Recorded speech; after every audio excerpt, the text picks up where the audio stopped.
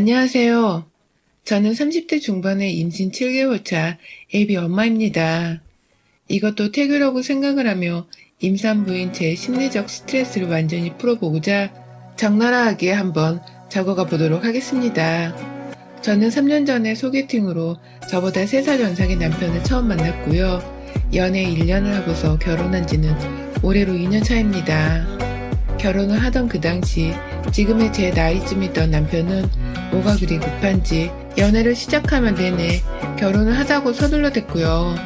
사실 저는 결혼이 급한 정도까지는 아니었고 괜찮은 사람이라면 언제든 시집갈 자신은 있는데 남편을 다 파악하지 못했던 생각이 들어서 겨우 기다리게 하다 보니 1년의 시간이 더 주어지더군요. 사계절을 다 보고 나니 남편이 비교적 어떤 사람인 줄도 알겠고 이 정도면 결혼을 해도 되겠다 싶은 마음에서 식을 올렸습니다. 처음 결혼을 하고서는 남편이 혼자 직장 다니면서 근처 자취를 하고 살던 집으로 들어갔어요. 복층에 오피스텔이었는데 생각보다 위층에 침대가 놓여져 있고 아래층은 테이블이랑 소파까지 놔둬도 공간이 널찍하더라고요. 살림합쳐 돈 아끼면 사는 데 문제가 없겠다 싶어서 들어갔고 남편도 이 오피스텔 계약이 만료되면 무조건 전셋집을 구해서 신혼집을 차릴 거니 추후 이사 문제는 걱정하지 말라고 신신당부를 했던 바람에 전 딱히 우리 부부가 살 거취 문제로 추후 문제가 생길 거라곤 감히 상상도 못했습니다. 그런데요, 결혼하고서 1년 3개월 정도가 지나 오피스텔 계약이 만료될 날짜가 다가오는데 우리 남편은 퇴근을 하고 와서도 집 한번 보러 가잔 말도 없고 집에서 부동산 사이트를 뒤져볼 생각도 하질 않는 겁니다. 어째 집 때문에 초조해가는 것은 저 하나만인 것 같았어요. 태평한 남편에게 우리 이사를 갈 때가 다 와가는데 뭐라도 준비를 해야 하는 거 아니야? 뭐 어디 미리 알아둔 곳이라도 있는 거야? 라면서 결국 기다리던 끝에 먼저 말을 꺼냈고요. 그러자 남편이 그러더군요. 아, 그렇지. 우리 이사 가지? 아, 근데 엄마가 그러는데 잠깐 동안은 집에서 머물어도 된다 하시더라고. 급하면 엄마 집에서 좀 지내면서 집을 찾아봐도 되지 않을까? 내가 요즘 일이 바빠. 집을 찾겠다는 정신이 없었네. 라고 말입니다. 시댁으로 들어갈 생각이었으면 피 한 방울 안 섞인 남인 저한테 미리 말 한마디라도 좀 귀뜸을 해줬어야 하는 게 아니냐고요. 그런데 남편은 그저 자기 일이 힘들었다면서 핑계인지 변명인지 모르겠는 말을 해가며 잠깐 동안은 시댁에 들어가도 된다고 하는데 그 과정에서 제 의견을 한 번도 물어볼 생각을 안 했더군요. 너무 화가 나서 저희는 그때 결혼하고 가장 최악으로 그리고 가장 심각하게 부부싸움을 해대며 거의 말도 안 한 채로 며칠을 보냈습니다. 저는 도저히 시댁으로 들어가야 하는 이유를 이해할 수가 없었고 뒤늦게야 통보하는 식으로 말을 꺼낸 남편의 태도에는 너무 실망스럽고 화가 난 나머지 매일같이 일부러 야근을 하는 척하면서 친구들을 만나 속풀이를 해대고 늦게야 집에 들어오곤 했어요. 남편도 처음엔 도대체 뭐가 문제야? 남도 아니고 우리 엄마 집인데 뭐가 불편하고 뭐가 싫다는 거야? 멀쩡히 남는 방이 있으니까 돈도 아낄 겸 들어가 살자는 건데 도대체 뭐가 문제냐고 라면서 저한테 맞서서 대화가 통하지 않는 소리만을 해대면서 화를 내더니 제가 집도 늦게 들어가고 급기야 4일째 되던 날 친정 가서 자겠다며 문자를 하나 보내고 집에 안 들어가자 기어가는 목소리로 새벽에 전화를 걸어서는 정말 미안해. 내가 생각이 너무 짧았어. 지금은 너무 시간이 촉박하고 엄마 집에 들어가자마자 어떻게든 같이 전셋집 알아보자. 그리고 나서 바로 다시 이사 나오면 되잖아. 내가 미안해. 라며 사과를 하더라고요. 그 말을 듣고서야 전 다음날 아침 가족들의 든든한 응원을 받으면서 남편에게 돌아갔습니다. 저희 아버지가 어디서 말 같지 않은 시댁살이를 하려 하냐면서 머리에 뚜껑이 열려서는 저 따라 같이 집으로 가려 하는 걸 겨우겨우 말리고서 혼자 돌아갔어요. 가서 남편의 사과도 받고 결국 저희는 오피스텔 계약이 끝나자마자 옮길 것도 없던 짐을 시댁으로 옮겨 들어가게 되었습니다. 이때까지 전 제가 이 집 구석에서 쭉 살게 될 줄이라고는 상상도 못했어요. 남편의 사과가 진심이 아닌 악어의 눈물이었다는 것을 저는 뒤늦게 알아버렸어요. 저희 시어머니는 아버님 없이 혼자서 남편과 시누이를 키우신 분이십니다. 이혼에 대한 편견은 전혀 없지만 왜 그런 사람들 있잖아요. 성격이 너무 지랄 맞아서 이혼을 했구나 싶게 보이는 사람 말입니다. 저희 시어머니는 정말 세셨습니다. 그냥 센 게 아니라 어마무시하게 성격이 표독스러운 분이셨어요. 그걸 저는 결혼 전에도 결혼하고 나서도 쭉 모르고만 지내다가 함께 합가를 해서 살게 된 약 7개월의 시간 동안 뼈저리게 매일 느꼈죠. 제가 합가를 하기 싫어했다는 것을 남편이 쪼르르 달려가 일러바쳤던 바람에 시어머니는 이미 처음부터 저를 보시는 눈빛이 아주 쌀벌하셨습니다. 급기야 이삿짐을 모두 옮기고서 남편이 어릴 적에 지냈던 방으로 들어가는 순간 크기가 너무 작고 침대 하나만 들였는데도 방의 절반 이상이 다 사라진 꼴을 보고서 저도 모르게 한숨을 지었는데요. 뒤에서 그걸 들어버린 시어머니는 왜 남의 집구석에 와서 한숨을 쉬고 지랄이야 라고 하시더라고요. 저 정말 결혼을 하면서 제가 시어머니 되는 분께 지랄이냐는 소리를 들을 줄이라고는 꿈에도 생각을 못했네요. 남의 집구석이라고 말씀을 하시는 거 보니 제가 남편에게 합가하기 싫다고 투정 부렸던 것을 다 전해 듣고는 저한테 똑같이 투정을 부리시는구나 싶기도 했고요.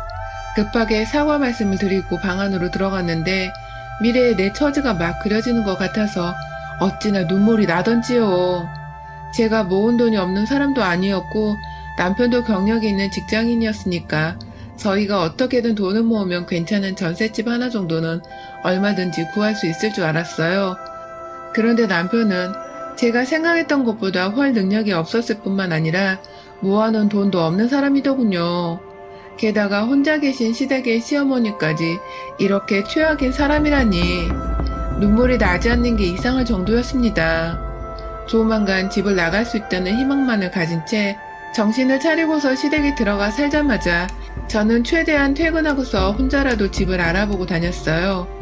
남편에게 연락해서 같이 집 보러 가자고 하면 갑자기 야근이 있다면서 못 간다고 하질 않나.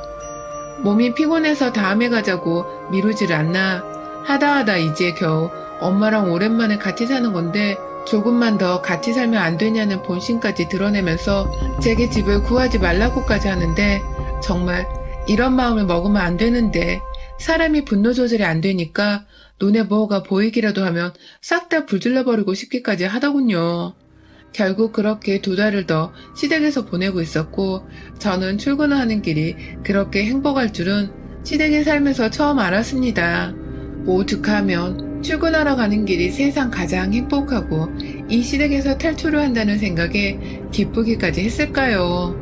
그런 제 마음을 아는 건지 시어머니는 어떻게든 저 하나 골탕을 먹이겠다면서 아침 출근 준비를 하는 저한테 너는 시험에 아침 한번 차려주고 가는 꼴을 내가 언제 볼 수 있을런지 모르겠구나. 아침에 좀 1~2시간 일찍 일어나서 밥 한 끼 차려주는 것이 다일 텐데 안 하는 걸 보면 시어미를 향한 정성과 존경이 부족한 거지. 라면서 출근하는 사람 마음 불편하게 아침밥 타령을 하셨고 매일 말하다 보니 나중엔 그 잔소리가 퍽 익숙해지기라도 한 것인지 나중에 저거 진짜 사람 말 한 귀로 듣고 한 귀로 흘리는데 도가 텄다니까. 진짜 볼 때마다 짜증나 죽겠어 정말. 출근하는 길이 좋으면 저 옷질을 말고 그냥 쥐 죽은 듯이 조용히 나가. 너 같은 며느리 100가만히 줘도 필요 없으니까 그러고 그냥 나가선 그냥 아예 들어오지도 마. 꼴보기 싫어 죽겠어 정말. 라면서 기어코 웃으며 하루를 시작해보겠다고 마음가짐을 하고서 출근하다 나가는 제 얼굴을 보고는 꼴보기 싫다면서 손가락을 제 코앞까지 다가와 제 얼굴에 치켜 세우면서까지 침 튀기며 소리를 지르시는데 그 모습이 딱 괴물 같았습니다. 시댁에서 함께 살며 저희 부부가 얹혀 살고 있다는 이유로 용돈도 챙겨드리고 있었고 저는 보통 아침은 출근길에 지하철역에서 빵 사먹고 점심은 회사에서 저녁은 다이어트로 안 먹으며 남편도 아침은 굶는 사람이고 저녁만 챙겨 먹는 사람이었기 때문에 시어머니가 그냥 혼자 살던 때처럼 살면 되는 거였는데 굳이 제가 합가를 했던 이유로 시어머니 아침상을 손수 차려드려야 한다고 하는 논리를 전혀 이해할 수 없었습니다. 저녁도 남편하고 시어머니 드시는 거니까 둘이서 알아 차려 먹으면 될 텐데 꼭 저한테 저녁 안 차리냐고 눈치를 주고 남편도 제가 저녁 안 먹는 걸 다 알면서도 엄마가 하루 종일 일하느라 피곤하실 텐데 오늘은 너가 차리지 그래? 라면서 대놓고 시어머니 들으라며 큰 소리로 부탁을 하는데 그러면 저는 거절할 수가 없어 피곤한 거 무릅쓰고 저녁을 차려드렸습니다. 그냥 며느리와 한 집에 살면서 기선제압 혹은 시집살이를 시키는 걸로밖에 보이지를 않았어요.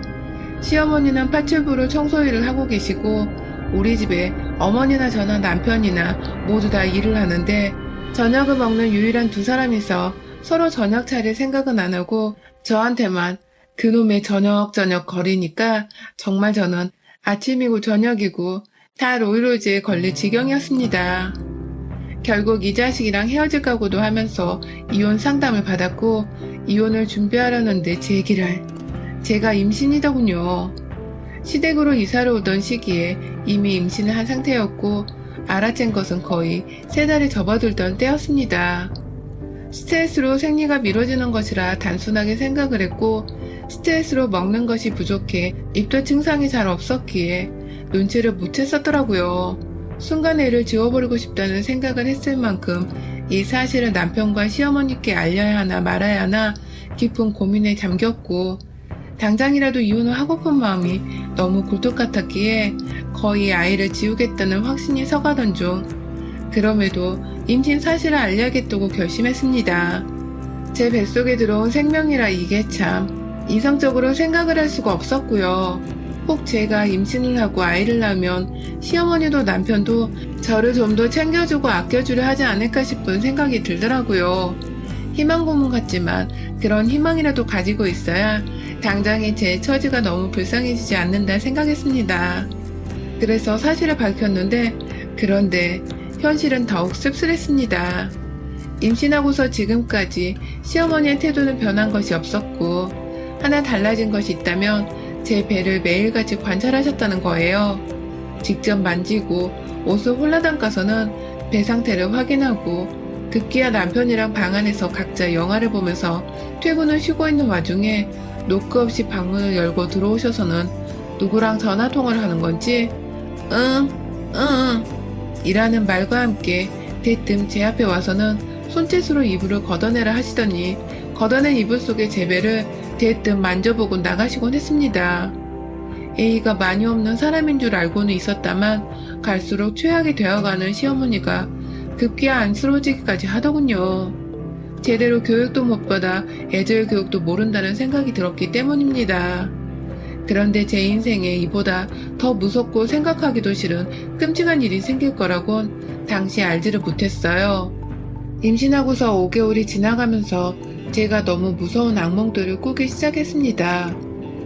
미신을 절대 믿지를 않는데 자꾸만 제가 가위에 눌리는 것도 같고 밤마다 누군가가 나를 지켜보고 있는 것 같은 꿈 아닌 환영을 보게 되면서 겁에 질려 속으로 소리를 지르다가 뒤늦게야 입 밖으로 뱉어내면서 깬 적이 한두 번이 아니었네요. 정확히 1달 반 정도를 그런 상태로 너무 찜찜한 잠자리를 가진 바람에 저는 임신 중기를 넘어서가고 있던 와중이었음에도 불구하고 살이 아주 그냥 쏙쏙 빠져가고 있었습니다. 정신 상태가 정상일 리도 없으니 하루 종일 졸린 눈으로 일을 하다 보니 일이 잘 풀리지도 않았고 회사에서 이 나이 먹고 깨지는 일도 빈번했습니다. 가뜩이나 코로나 와중에 출퇴근을 계속하고 있는 나의 건강이 염려되고 걱정되었는데 정작 저는 코로나가 아니라 밤마다 가위에 눌린 채 잠을 제대로 자지 못하고 산다는 것에서 건강에 위협을 받고 있으니 기가 막힐 노릇이었죠. 갑자기 왜 이런 일이 내게 생기고 있나 싶기도 했고 말이죠. 그런데요, 하루는 제가 정말 이상한 경험을 했습니다. 하루 종일 전날 잠을 제대로 못 자서 회사에서 힘들어서 그런지 그리고 그 피로가 차곡차곡 누적이 되어 버려서 그런지 딱 2주 전쯤은 정말 제 몸 상태가 말이 아니었어요. 집에 오자마자 힘이 없다면서 얼굴 화장도 지우지 않고서 침대에서 뻗어버렸어요. 너무 이른 저녁에 잠이 들어서 그런지 완전히 골아떨어져선 남편이 집에 들어온 것도 보지 못했다가 새벽 4시쯤에 제가 갑자기 웬소리에 눈을 떠버렸는데요. 순간 제가 눈을 뜨자마자 제 바로 대각선 오른쪽 방향에 있는 방문이 열렸다 닫히는 것이 보였어요.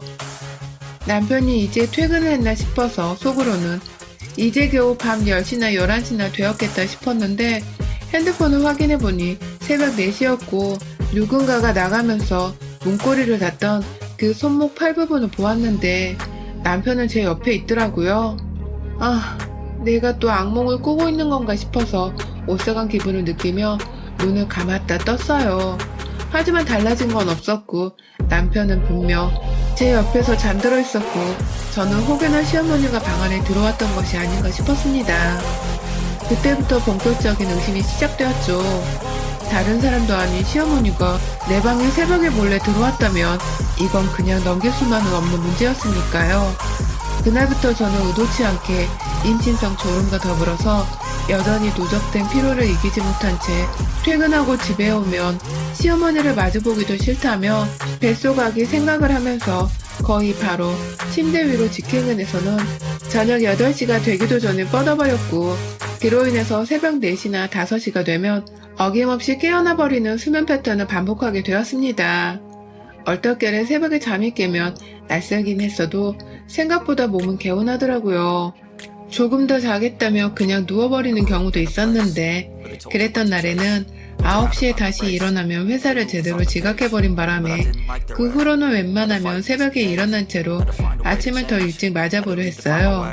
그냥 일어나서 인터넷 좀 하면 시간은 꽤 금방 지나갔고요. 그리고 혹 시어머니가 또 내 방에 들어오진 않을까 하는 마음에 시어머니를 현장에서 잡아버리겠다는 생각도 은연중에 했는데 생각보다 그 현장을 잡을 날은 금방 찾아왔어요. 새벽 4시를 향해 5분 정도 남아있던 새벽 3시 55분 핸드폰 시계를 확인하고는 오늘은 너무 일찍 일어났다며 눈을 지그시 감으며 한숨을 쉬던 그 순간 밖에서 시어머니가 방문을 여는 소리가 들렸습니다. 순간 저도 모르게 이불 속 제 손으로 옆에 남편이 자고 있는지를 확인해보니 다행히도 남편의 손이 제 손에 잡히더군요. 밖에서 들려오는 소리가 자꾸만 이상하리만큼 저희 방 가까이로 다가오고 있음을 느끼고는 눈을 지그시 감았다가 어두워서 잘 안 보일 것이라며 눈을 살짝 실눈으로 뜬 채 문가를 지켜보고 있었는데 내실을 코앞에 뒀을 것이라고 생각이 들던 그 순간 방문이 열렸습니다. 그리고는 시어머니가 나타났어요.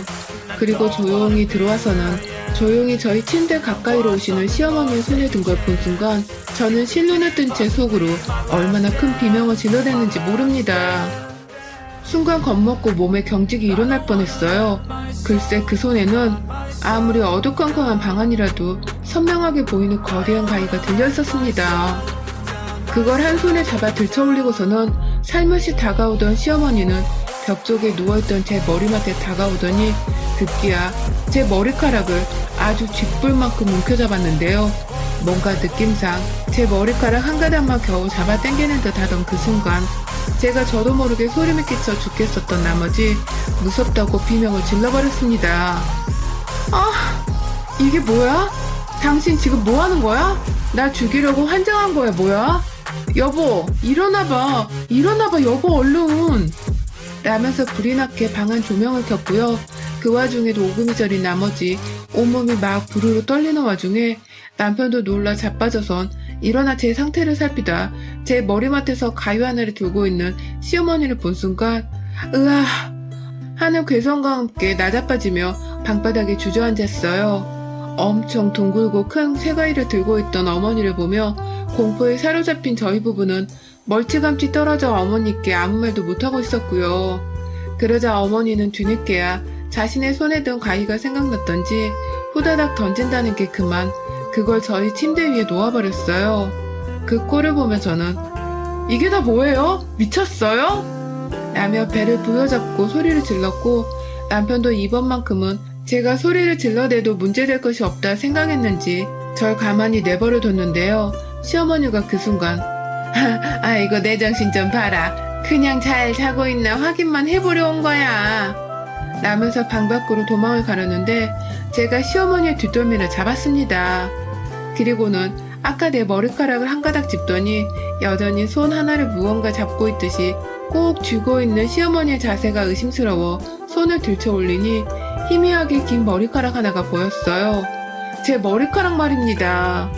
그걸 보자마자 제 온몸에 소름이 쫙 돋으면서 머리카락을 어머니 손에 놓치게 하며 귀에다 대고 소리쳤어요. 당신, 내 머리카락 뜯어 뭐하는 짓거리야? 뭐 내 뱃속에 있는 내 자식이랑 유전자 검사라도 하겠다는 거야? 라며 어떻게든 뭔가 알아내겠다고 벼르다가 시어머니의 뒷목을 끌어당기면서 시모방으로 뛰쳐갔습니다. 가서 시어머니를 방구석에 던져버리고선 무슨 짓을 한 건지 보이라면서 그 앞에서 동네 떠나가라 소리를 지르며 시모 물건들을 던져대기 시작했고요. 그러다 시모 화장대에 있던 시뻘건 직사각형 상자 하나를 집어던지게 되었는데 그 안에 든 내용물이 방바닥에 떨어지게 되면서 저와 제 뒤에서 절 말리던 남편까지 우리는 모두 경악을 금치 못했습니다. 글쎄, 그 안에는 그간 한두 번 잘라냈던 것이 아닌 건지 제 머리카락으로 추정되는 무수히 많은 머리털들이 먼 한자에 적힌 시뻘건 봉투 안에 흥건하게 들어가 있었고 그 바로 옆엔 누가 봐도 저인 것으로 추정이 되는 팬티를 입은 웬 볏짚 인형이 큼지막히 송곳바늘에 온몸이 찔려서는 흉악하고 끔찍스러운 모습을 갖추고 떨어져 있는데 그만 제가 시어머니께 달려들어서는 나를 저주하려 한 거야? 네 손주까지 베고 있는 나를 저주하겠다고 내 머리카락을 뜯고 인형의 목까지 찌른 거야? 라며 머리끄댕이를 잡아당기며 사족을 보수는 시어머니께 손찌검을 여러 대 날렸습니다. 그보다 더한 짓도 해야겠다면서 두드려 팰 방망이 같은 걸 찾는 도중 시어머니도 이렇게 들키게 된 것이 쪽이 팔리긴 했던지 변명이라고 뭔 말을 꺼내더군요. 네 뱃속에 있는 애가 흉물이래잖니. 그 애가 널 쏙 빼닮았다고 하는데 낳아봤자 하나 소용없다고 하는데 굳이 낳을 필요는 또 뭐야. 확 지워버리는 게 내 아들놈한테도 좋은 거지. 결국 너한테도 좋은 거고.